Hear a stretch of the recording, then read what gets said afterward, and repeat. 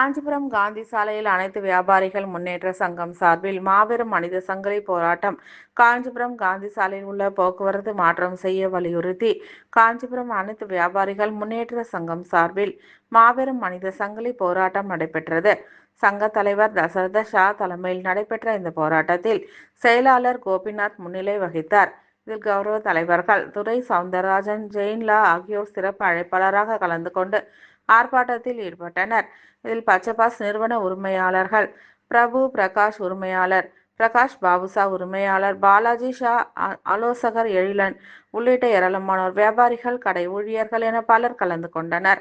இதில் உறுதுணையாக வணிக சங்கங்களின் பேரமைப்பு மாவட்ட தலைவர் வேலுமணி, ஏசி குமார், கல்பனா, டிரஸ் கடை உரிமையாளர் வினோத், சாலையோர வியாபாரிகள் சங்க தலைவர் KN மூர்த்தி உள்ளிட்ட பலர் கலந்து கொண்டனர்.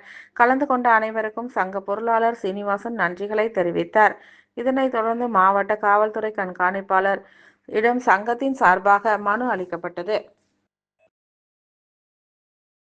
இந்த பழைய நடைமுறையை வர்த்தக சங்கம் சார்பாக ஆதரவு தெரிவித்த நல்லுறவுகளுக்கு நன்றி கூறுகிறோம். பழைய பெருமக்களுடைய கருத்துக்களை கேட்காமல் காந்தியோடு என்பது காவல்துறையும் மாவட்ட நிர்வாகமும்